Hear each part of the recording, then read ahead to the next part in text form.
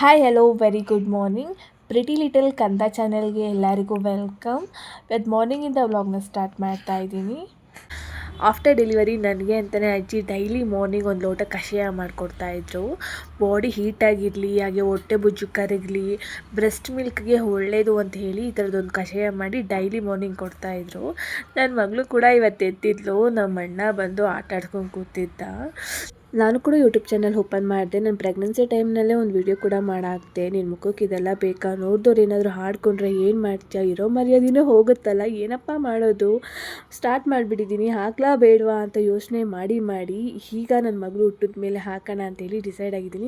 ನಿಮ್ಮ ಸಪೋರ್ಟ್ ಇದ್ದರೆ daily ಚಿನ್ನಮ್ಮನ videos ಹಾಕ್ತಾ ಇರ್ತೀನಿ. ಸೊ ಅವಳು ನಾವೆಲ್ಲ ಕೆಲಸ ಮಾಡೋಷ್ಟೊತ್ತಿಗೆ ಮಲ್ಕೊಂಡ್ಬಿಟ್ಟಿದ್ಲು. ಅವಳು ಮಲಗಿರುವಾಗಲೇ ಕಿವಿಗೆ ಎಣ್ಣೆ ಹಾಕ್ತಿದ್ದಾರೆ. ನಮ್ಮ ಅಜ್ಜಿ ಸ್ನಾನ ಮಾಡಿಸಿ ಚಿನ್ನಮ್ಮನ ನನ್ನ ಕೈ ಕೊಟ್ಟರು. ಸರಿ, ನಾನು ಅವಳ ರೆಡಿ ಮಾಡೋಣ ಅಂತೇಳಿ ಕುಣಿಸ್ಕೊಂಡೆ. ಬಟ್ ಅವಳು ನನಗೆ ಇಟ್ಟಿರೋ ಕ್ಯಾಮ್ರಾನೇ ನೋಡ್ತಾ ಇದ್ಲು. ಏನದು ಏನೋ ಇಟ್ಟಿದ್ದಾರಲ್ವಾ ಅಂತ ಹೇಳಿ ಚಿನ್ನಮ್ಮಂಗೆ ರೆಡಿ ಮಾಡಿ ಹಾಗೆ ಅವಳಿಗೆ ತುಪ್ಪದ ಹೊಗೆ ಕೊಟ್ಟು ಅವಳನ್ನ ಮಲಗಿಸಿದ್ದಾಯಿತು.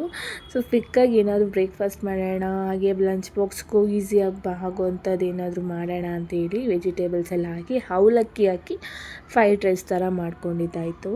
ಅದರಲ್ಲಿ ರೈಸ್ ಬಳಸ್ತಿಲ್ಲ, ಅವಲಕ್ಕಿ ಹಾಕಿ ಮಾಡ್ತಾ ಇರೋವಂಥದ್ದು. ಹೆಲ್ತಿಯಾಗಿರುತ್ತೆ, ಮಕ್ಳಿಗೂ ಬ್ರೇಕ್ಫಾಸ್ಟಿಗೂ ಒಳ್ಳೆಯದು. ಯಾಕಂದರೆ ಬರೀ ವೆಜಿಟೇಬಲ್ಸ್ ಹಾಕಿ ಮಾಡ್ತಾ ಇರೋದ್ರಿಂದ ಇಷ್ಟಪಟ್ಟು ತಿನ್ಕೊಂಡು ಬರ್ತಾರೆ. ಸೊ ಇದೇನಾದರೂ ಈ ರೆಸಿಪಿ ಏನಾದರೂ ಬೇಕಿದ್ದರೆ ಕಮೆಂಟ್ ಸೆಕ್ಷನ್ನಲ್ಲಿ ಕೇಳಿ, ಇದಕ್ಕೆ ಸಪ್ರೇಟ್ ವೀಡಿಯೋ ಮಾಡಿ ಹಾಕ್ತೀನಿ. ಇದು ಎಲ್ಲರಿಗೂ ಬರೋದು ಅಂತ ಹೇಳಿ ಫುಲ್ ವೀಡಿಯೋ ಏನೂ ನಾನು ರೆಕಾರ್ಡ್ ಮಾಡ್ಕೊಂಡಿಲ್ಲ. ನೀವು ಹೇಗೆ ಸಪೋರ್ಟ್ ಮಾಡ್ತೀರೋ ಹಾಗೆ ನಾವು ಡೈಲಿ ವೀಡಿಯೋಸ್ ಹಾಕ್ತಿರ್ತೀನಿ ನನ್ನ ಮಗಳದ್ದು. ನಿಮ್ಗೇನಾದರೂ ನನ್ನ ಮಗಳದ್ದು ಡೈಲಿ ವೀಡಿಯೋಸ್ ಇಷ್ಟ ಆಗಿದ್ದರೆ ಹಾಗೆ ಲೈಕ್ ಆ್ಯಂಡ್ ಸಬ್ಸ್ಕ್ರೈಬ್ ಮಾಡಿ. Thank you for watching.